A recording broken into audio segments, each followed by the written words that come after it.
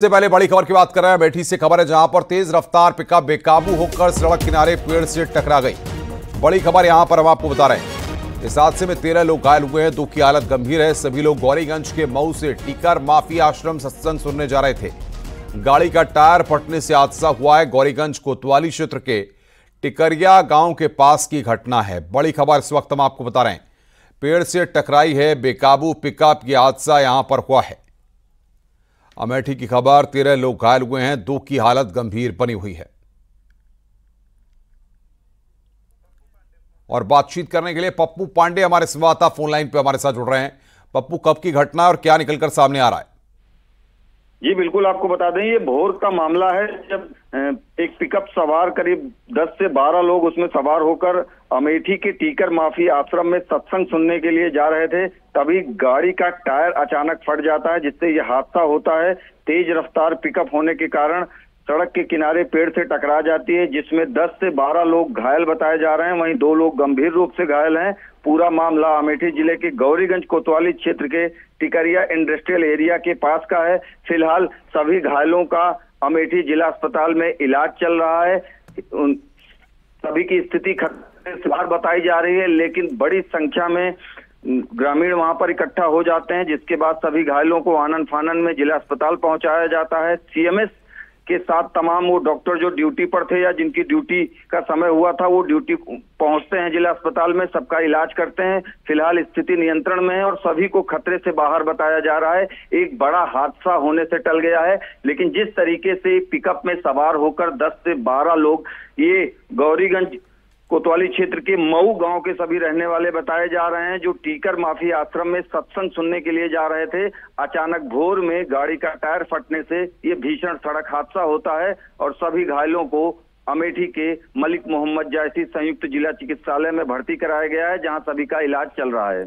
बहुत बहुत शुक्रिया आपका हमारे साथ जुड़ने के लिए और बातचीत करने के लिए।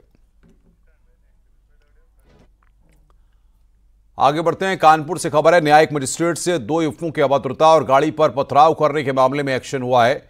इस मामले में पुलिस ने दोनों आरोपियों को गिरफ्तार किया है। दोनों छात्रों को हरियाणा के गुरुग्राम से पकड़ा गया है। कानपुर की सचिंडी पुलिस को कामयाबी मिली है। बता दें कि 28 तारीख को देर रात हाईवे की यह घटना है।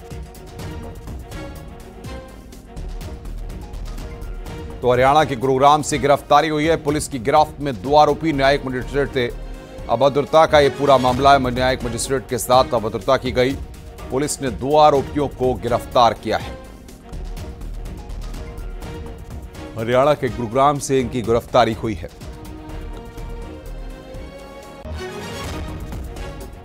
अट्ठाईस तारीख को देर रात की यह घटना है। बड़ी खबर हम आपको बता रहे हैं। और कानपुर से अमित गंजू हमारे संवाददाता फोन लाइन पर हमारे साथ जुड़ रहे हैं। अमित, क्या यह पूरा मामला था और किस तरीके से इनकी गिरफ्तारी हुई है?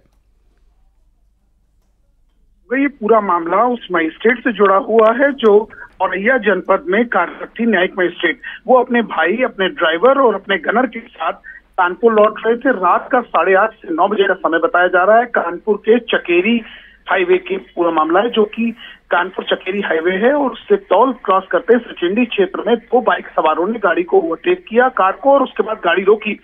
पहले तो ड्राइवर से अभद्रता और उसके बाद उस महिला से अभद्रता, गाली गलौज शुरू कर दिया। जब वहां से उन्होंने किसी तरह निकलने का प्रयास किया तो उन्होंने उस पर पथराव कर दिया। हौसले इस कदर बुलंद थे कि 2 के साथ एक और सहयोगी था, उसने वहां गाड़ी के साइड मिरर पर भी ईंटा चला दिया, जिसके बाद किसी तरह वो अपनी जान बचा के थाने पहुंची और थाने पर उसकी तहरीर दी।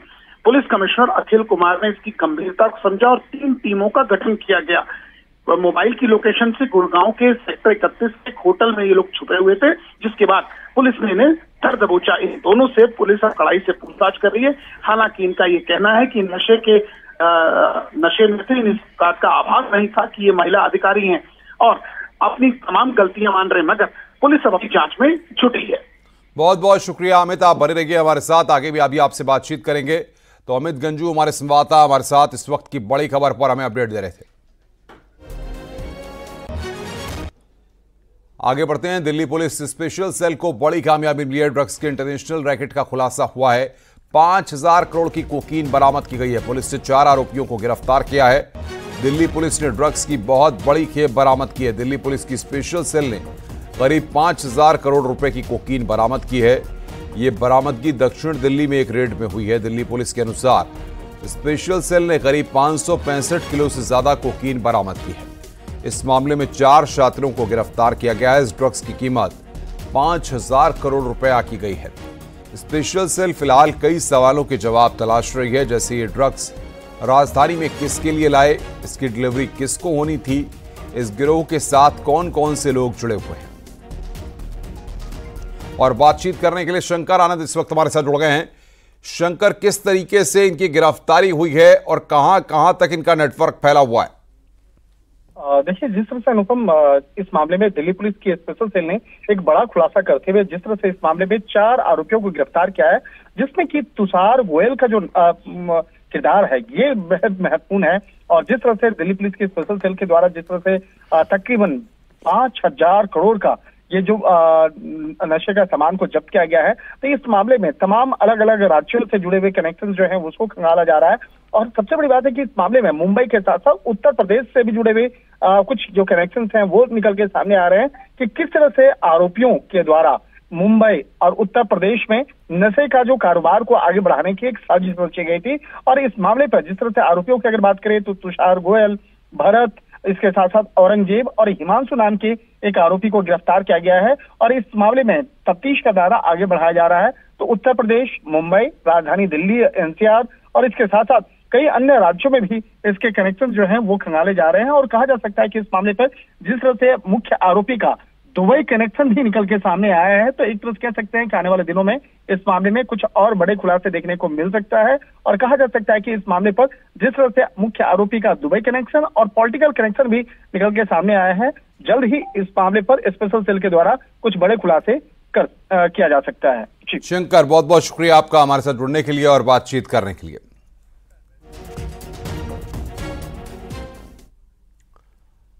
खबर कानपुर से है। न्यूज 18 की खबर का बड़ा असर हुआ है। दरअसल 8 दिन से एक महिला के शव का पोस्टमार्टम नहीं हुआ था। महिला का शव एलएलआर हॉस्पिटल की मोर्चरी में रखा हुआ था। पुलिस पंचनामा करना भी भूल गई थी। खबर चलने के बाद अधिकारियों ने मामले का संज्ञान लिया। पुलिस आयुक्त ने मामले का संज्ञान लिया है और एसीपी स्वरूप नगर को जांच सौंपी गई है। 4 दिन में रिपोर्ट देनी होगी। बता दें कि अस्पताल में पुलिस प्रशासन एक दूसरे पर उंगली उठाते रहे। और बातचीत करने के लिए अमित गंजू हमारे संवाददाता हमारे साथ फोन लाइन पर जुड़ रहे हैं। अमित, जिस तरीके से न्यूज 18 ने इस खबर को दिखाया, हमारी खबर का यहां पर एक बड़ा असर हुआ है। देखिए अनुपम जी, मैं आपको बताना चाहूंगा और आपके माध्यम से अपने करोड़ों दर्शकों की मामला है क्या। दरअसल ये पूरा मामला उस हॉस्पिटल का है जिसे एलएलआर अस्पताल कहते हैं। जीएसवी मेडिकल कॉलेज के हेलेट अस्पताल में 24 तारीख को एक महिला को उसके पति ने भर्ती कराया और भर्ती कराने के बाद वहां से नदारद हो गया। उसकी मौत की खबर की सूचना जब उसको वार्ड बॉय ने दी, उसने ये बताया कि मैं अभी 5 मिनट में आ रहा हूं। उसके बाद से वो वहां नहीं लौटा। बॉडी को मॉर्चरी में रखाया गया और कई पुलिस पहुंची। पुलिस ने पंचनामा भरा। पंचनामा भरने के बाद पुलिस भी भूल गई और इन सब के बीच 7 दिन तक लगातार मॉर्चरी में बॉडी पड़ी रही। हालांकि डीप फ्रीजर पे नहीं रखा गया, उसे साइड में रखा गया था। और उसके बाद जब इसको न्यूज 18 ने इस बात को प्रमुखता से उठाया तो अधिकारियों ने भी इसका संज्ञान लिया, क्योंकि डॉक्टर्स का कहना था कि ये पुलिस का मामला है, पुलिस का कहना है डॉक्टर्स का मामला है। इन दोनों के बीच वो मरीज, माफी चाहूंगा, जो शव था उसको वहीं रखे रहा। अब पुलिस कमिश्नर ने इसका संज्ञान लिया और डीसीपी को निर्देश दिए कि इसकी जांच कराई जाए। डीसीपी ने एसीपी स्वरूप नगर को जांच दी और 4 दिन में रिपोर्ट मांगी गई है कि इसमें कार्रवाई होनी चाहिए। कमी कहां रह गई, लापरवाही किसकी है, दोषारोपण कौन कर रहा है, क्या स्वास्थ्य महकमे की गलती है, पुलिस की, ऐसी तमाम चीजें जिस पर अब जांच हो रही है और 4 दिन के अंदर रिपोर्ट देनी होगी। जी अनुपम, बहुत बहुत शुक्रिया अमित, आप नजर बना के रखिए, आगे भी हम आपसे अपडेट लेंगे।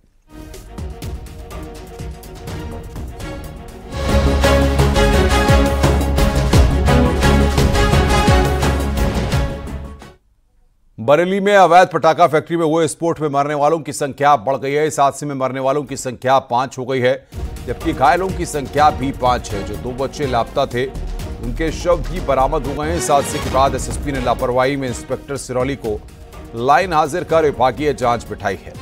साथ ही 2 दरोगा और 2 बीट सिपाही भी निलंबित किए गए हैं। बता दें कि इस धमाके में 8 मकान गिरे हैं। ब्लास्ट इतना तेज था कि आसपास के कई मकानों में इसका असर देखा गया है। 4 मकान पूरी तरह जमींदोज हो गए। सीएम योगी ने हादसे पर दुख जताया है। हादसा बरेली के सिलौली थाना इलाके के कल्याणपुर गांव में हुआ है और बातचीत करने के लिए हमारे संवाददाता चित्रंजन इस वक्त हमारे साथ जुड़ रहे हैं। चित्रंजन, भले ही पुलिस ने कार्रवाई कर दी है, लेकिन फिलहाल मौके पर क्या स्थिति है और किस तरीके से इस पूरे मामले को देखा जा रहा है? देखिए, आपको बता दूं, क्योंकि ये मलबा, क्योंकि कई सारे घर थे, 4 जो घर थे वो पूरी तरीके से खत्म हो गए थे। इतना बड़ा ब्लास्ट हुआ था और बारूद बहुत भरा हुआ था। तो जो वहाँ का जो मलबा है वो एसडीआरएफ की और पुलिस की टीम और लोग पहुंचे हुए हैं, उसको मलबे को हटा रहे हैं। देर रात जो 2 बच्चे थे उन जिनका मिसिंग थी, वो देर रात उनके सब मिल गए हैं। फिलहाल जो 3 महिलाएं हैं और 2 बच्चे हैं, उनका आज जो पोस्टमार्टम होना है। वहीं जो 5 लोग जो घायल हुए हैं, उसमें एक महिला को लखनऊ रेफर किया गया है, क्योंकि उसकी हालत बड़ा कल बनी हुई है। तो इसको देखते हुए प्रशासन अभी नजर बनाए हुए है। वहीं सीएम योगी ने इस हादसे पर दुख जताया है और अधिकारियों को मौके पर पहुंचने का निर्देश दिया था। वहां पर कई सारे अधिकारी वहां पर पहुंचे हुए थे। वहीं अब एसएसपी ने इस मामले में कार्रवाई करी है। एसओ सिरौली को हटा दिया है, उसको लाइन हाजिर कर दिया है, विभागीय जांच में डाल दी है। और ये बता दूं, 27 सितंबर को जो नासिर है, ये जो अवैध फैक्ट्री चला रहा था, तो इसके घर पे इस तरीके के पटाखे मिले थे। उसमें एक एफआईआर दर्ज हुई थी। इसी को लेकर एसओ सिरौली को हटाया है। वहीं 2 दरोगा और 2 बीट सिपाही थे, उनको भी निलंबित किया गया है। एसएसपी की तरफ से सीएफओ और सीओ की भी जो इस पे कार्रवाई होना निश्चित माना जा रहा है, क्योंकि उनके खिलाफ भी विभागीय जांच बैठा दी है। जी, बहुत बहुत शुक्रिया चित्रंजन आपका हमारे साथ जुड़ने के लिए और बातचीत करने के लिए। रुक रहे हैं यहां पर एक ब्रेक के लिए। खबरों का सिलसिला लगातार जारी है।